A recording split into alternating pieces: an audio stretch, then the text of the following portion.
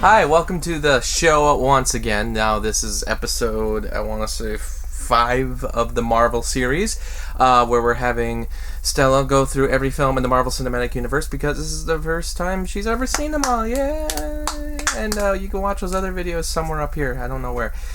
But thank you for continuing with us. And today now we have Captain America, the First Avenger, the first film with Captain America for the Marvel Cinematic Universe. There had been other Captain America films in the past. TV movie serial, an actual movie that was more a direct-to-video movie. That was awful. I actually have it. Forgot. Oh, shoot. This is the original VHS, too. So, this was Captain America back in the 90s, man. And this one's not good. That, by far, is the worst Marvel movie. But now we have The First Avenger, starring Chris Evans, which was the film released right before The Avengers. Definitely sets a lot of things up that would be in that movie. What did you think of Captain America, The First Avenger? 10 out of 10. 10 out of 10. Really? Yeah. I thought you gave it... I know it was a high score, I didn't know it was... I probably gave it a 9 out of 10, to be honest. But that's good. You did really like it. Yeah. And why did you like it so much? I liked it because it was not as much action. Mm-hmm. And it was more so about the storyline, and I liked that. I really liked it when it came out, and it was probably my favorite for a while, as more movies came out and getting older and then reevaluating them. I've come to like other ones. But it's my favorite right now. It's still your favorite. And I mean, there's a lot of good stuff in it because I really like the story a lot. It goes with the traditional origin story that we've seen. Actually, the original film, the one I was just holding, also has that same origin story. But I like how they show his time in the war, and at first he was kind of a prop, basically. He was a propaganda piece for America, and they actually shoot some of the serials in the movie, which are pretty much mocking the original serials that were released in the 40s, but then eventually he becomes part of the army, and I do really like that journey because it makes things a little more interesting rather than right away, oh, he's a super soldier, he can beat everyone up, and they throw him in the front lines right away and he saves the day. They make it a little more interesting. I like it because they make him find himself. Didn't they say in the movie that he never turned down a fight even though he's like 80 pounds? Mm-hmm. But he's still like has his same personality, but now he like fits in more. Mm-hmm. Like his personality fits himself more now, and I like that. Yeah, he's like he didn't change, even though right. Yeah, and that's he did change. That's meant to be like the whole purpose of him. It's about, he was already a true hero before he got the ability to really go forth with that hero aspiration, because he was a small dude, so someone who very much deserved what he ended up getting. And I've always really liked him a lot. I think some people had some issues with the character because he's so much of a straight shooter. I think people felt that there was almost no complications with the character. Maybe with the first movie, because the first movie is meant to be an origin story. I don't think they're meant to introduce too many complications with the hero yet. He gets them in the next movies, especially with his kind of old-timey sense and the way the modern world works and some of the politics of the modern world. It gets more interesting. Like his viewpoints are always different than like the other Avengers. Right. And with the first movie, everything's a lot more straightforward, where he's a good dude, does everything correct, is the hero, the embodiment of everything we'd expect from a hero. And what did you think of Chris Evans in the role? This is not his first time being in a Marvel movie. He was the Human Torch in the Fantastic Four. I was like, in what? Yeah, in 2005. But what did you think of him? I like him. I've never really seen anything with him. He's not too much besides these movies. He's the only thing I've really seen before this with him in it. Yeah, he was in Scott Pilgrim as one of the evil ex-boyfriends. What did you think of the computer graphics downgrade of him, I guess. Making him smaller person and everything. Because I thought they looked really good, but I think you said that you weren't too impressed by them. No, I don't. It's good, but I don't know if it just looked weird, because that's not what he looks like. If that was the problem, or I was like, or if it just looked off. I don't know. It bothered me. Yeah. It looked kind of creepy. I don't know. I've always thought they looked really good. There's a few times where it looks a little off, where it's that floating head syndrome that they have with some of these movies, where you can just, because it is Chris Evans' face, but everything else is a composite of computer graphics with a smaller person, or it's just straight up computer graphics. I think they just had Chris Evans stand in the entire time, but it starts making the head look like it's floating. Yeah. That same thing happens with the Iron Man suits a lot, but I always thought that this was one of their most, especially at the time, very impressive effect. I remember movies had come out that same year. Green Lantern came out that same year, and if you compare it, it's like, this is a way better effect. Breaking Dawn Part 2. Oh, yeah. The Part 1 came out 2011, yeah. And Part 2, we're going to talk about after this. And Matt did it terribly. Those movies got better as they got along with effects, but yeah, we'll get to that. With Renesmee. Oh, I forgot about that. Yeah, they did the exact same thing, and it looks way worse. Yeah. But yeah, I always thought the effects in this movie looked very impressive. I like how they recreate the 40s and the stuff with the 1940s Stark Expo. Real cool. What do you think of some of the extra characters? So that, they had the introduction of Peggy Carter. I like her. You liked her a lot? She's badass. She is. She is.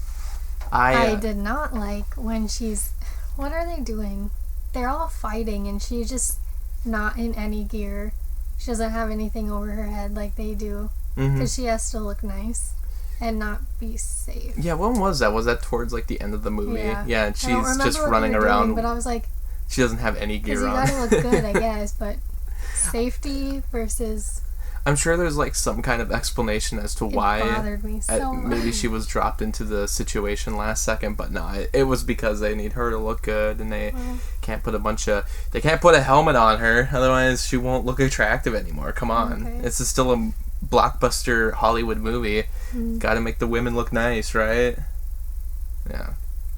I guess. Peggy Carter was one that a lot of people were disappointed that her screen time was very minimal throughout the entire series because, she didn't show up in the other ones. Yeah. Kind of did. And then she had her own TV series that was very short-lived and also got canceled.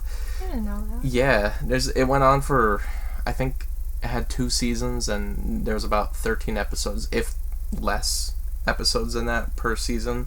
So it was very short. Need to watch that. Yeah, and a lot of people really liked it, and they got rid of it real quick. So Peggy Carter's always been one that people have been very, annoyed at the way Marvel handled it. Because I think it would be cool if there was, at least, the Peggy Carter TV series, sure, but a movie, because she had a big part in S.H.I.E.L.D., and she shows up in some of the other movies, always when there's a big historical moment with S.H.I.E.L.D., and we just don't really get much of her. Because I agree, I like her, I like the actress. Yeah. What did you think of... So Howard Stark is in this movie, not portrayed by the same guy from the last movie, but this time it's Dominic Cooper. From Mamma Mia. Once again, another Mamma Mia cast member. But did you like his interpretation of Howard Stark? Yeah, but it bothered me because they portray him as mean, and he didn't, seem like 2 different people. He's not mean in Captain America.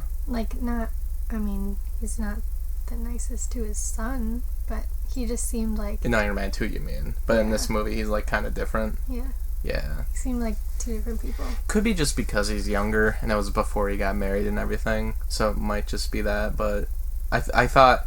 I like that character a lot because it very much is, the 40s representation of what Tony Stark is like, and it's like father, like son. They are very similar. Yeah. There are. I liked him. Yeah, I like him too. There's some differences, but what did you think of the professor who came up? He's the one who hired Steve to be a part of it because he died, and you weren't happy with that. when we were watching. Apparently it was too long ago, though. What was his name? Erskine. Abraham Erskine. It was played by Stanley Tucci, the guy from Hunger Games. Yeah. Yeah, and you weren't, like, happy that he died. No. I liked him so much. There was no reason for him to die. I was surprised that was the one you were most disappointed with, but that... I thought it was fake, because I was like, did he really die? And you're like, yeah. And I was like, well, it goes why? by quick. What's a common theme now in these movies is that they are killing off some side role character like that. They did that in Iron Man 2 with the guy they met in the cave. Yeah. Why do they like him so much? I don't know. He was a nice guy. He was a sweet fellow. Yeah. He was drinking and he said, no, none for you. You have work tomorrow. He wouldn't let Steve drink because he wasn't meant to drink anything. No fluids. Bucky was fine, but he wasn't in it very much. It's kind of a common occurrence of these movies. 2 is he's not in it a lot. And you brought that up. You were bringing that up during the Civil War. We're a lot farther ahead, by the way. But you brought that up during Civil War. You said that you didn't really like their whole relationship. He's like, I know it's a big deal, but I don't feel like it's a big deal to us. And you were like almost a little afraid to say that, as if you were saying something wrong. I'm like, no, don't worry. Everybody has said that. Everybody is disappointed with the way they handled Bucky in these movies. Like, if he's going to be in other movies and such a big deal, focus more on him. And I don't know what their plan was after this movie, because in the comics he does return. So I don't know if they were always planning on that character returning after this film. But I like him a lot more in this movie than the other ones. But it does feel like he's not meant to come back. I don't like him in the other ones. It does. I always felt weird when he came back, because it just doesn't feel like their relationship is the way that it's supposed to be, to make it feel as grand and important as it is. Overall, I mean, it still works fine for me because they have other things to focus on, and it's used more as a tool to keep the story going. Yeah. But I agree, it's like a relationship I wish would have been a little better. But I think it works fine in the first movie, because for what it's meant to be in the first movie, it's like traditional and it's fine. Yeah. Did you like the villain of the movie? So it's Red Skull this time around. Not a fan of Red Skull. Do you know Hugo Weaving from anything else? He was in The Matrix and Lord of the Rings, but you probably don't know him much from anything else. Never seen Lord of the Rings. He's a little... Oh yeah, you have never seen Lord of the Rings. That, it doesn't... Lord come for me. I don't know, because I took years to finally see those movies too, and honestly, they're good. They are very good, but they're not ones where I'm like, you must watch, like... We're more a Harry Potter household, so... Not even that. Like, if the Lord of the Rings were a little shorter, I'd be very quick to show you them, but they're very long. It's like you really need to take a weekend off and be like, we're watching these. Yeah, I liked Red Skull fine enough for what it's supposed to be. But other than that, I don't know. I don't know if I ever really liked the character. He's just a straightforward, just bad guy, and he never really had any extra anything to him. There's nothing. I like when villains are like funny, and then I remember them, or like not the normal villain type. Otherwise, I just forget about them. I'm like, yeah, they were fine, I guess. He definitely falls in the territory of like forgettable, but yeah. Also he's a first movie villain, so I don't. He is supposed to be like the greatest nemesis of Captain America's in the comics, but it is very traditional. You know, he's basically supposed to be a Nazi. Yeah. That kind of villain, and it's fine, but there's just not a lot of intrigue or development with him because it's just meant to be a cheesy villain. Hey, I forgot when we were watching that in the beginning, I was like, what's on the side of his face? And you're like, oh, I don't know. Oh yeah, she caught it right away. And I was like, no, what's on his face? Because he had him on both sides, and you're like, oh, I don't know. I was like, well, you pointed it out. I never guessed anything ever, and I was like, you pointed it out that he had some slits on his face, and that was actually the first time I ever realized that you can see the slits on his face before he rips his mask off. So that's pretty proud. When you pointed it out, I was like, I don't know. Oh, and then I was like, never mind. And I was like not trying to tell you, but then I was like, well, you kind of figured it out, but I don't think you actually know who the villain is or what it looks like, so I don't know if it really matters. But it does for me because I never guessed anything. Did you know he was going to be ripping his face off? Doesn't matter. Tell me what you... I just knew it meant something. What'd you think of the ending? Oh, it made me sad. No. That's when I knew. I was like, she's getting into these because she's getting very emotional right now about this. That's terrible. How it ends?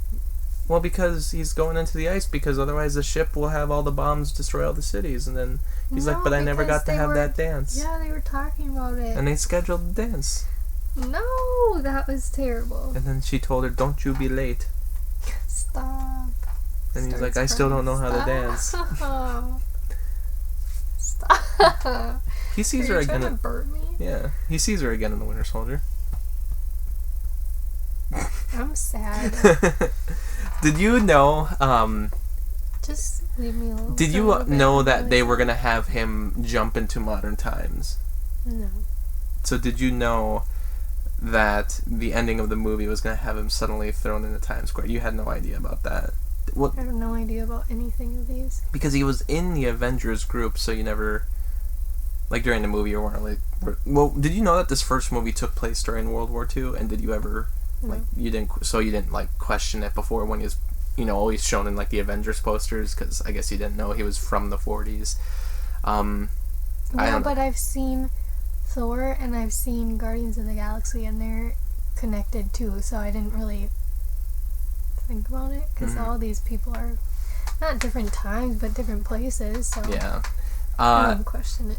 I don't know, I always liked that ending so much. I thought it was one of the coolest endings ever, because it feels like the movie's pretty much over, and then there's just that one more scene, and then you're like, oh my god. And I think that part where he walks into Times Square is one of the coolest just shots in the whole movie. I feel like they should have left it at the other part, because I feel like that's a better ending, and then started the next movie with that. Just opened it with him waking up, and because the movie already kind of seems over. I kind of wonder what it feels, or they should have done it like a thing after the after credit scene thing. I think they probably held off on it being an after credit scene because it's so important to the story, and that they couldn't have people go into the Avengers and suddenly see Steve there and have like a majority of the audience who might have not seen the after credit sequence suddenly be there and be like, well, how is he just suddenly here? I mean, granted, probably a lot of people who saw the Avengers probably didn't even see the other movies, because if you look at the box office totals, like way more people saw the Avengers versus the rest of them. But it would have been cool to maybe open the Avengers that way, but I think that movie was just trying to be so story focused on that one particular story, villain, everything, that they didn't really want to. It just kind of seems like its own thing. Yeah. Like out of place, kind of. It would have been cool, I think, to start the next movie like that. I agree. It would have been cool. I mean, since the Avengers and he was in it, they couldn't. But like, if they started the next Captain America, but they obviously can't. Because they couldn't get another movie between that time. Yeah. Yeah. Right. Well, that's Captain America. So you pretty much give it 10 out of 10 then. I don't know if you had any other. Maybe 9 out of 10. Maybe. I don't know. You liked it a lot. Yes, did you have anything else to say about it?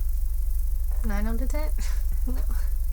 That's pretty much what I give it. Yeah, I think 8 out of 10. It's still one of the better ones. And I like it. I do kind of miss the simplicity of these older ones, because the new one, and I still like them, and I like how complex they get, but simplicity always kind of beats complexity in terms of rewatchability, I think.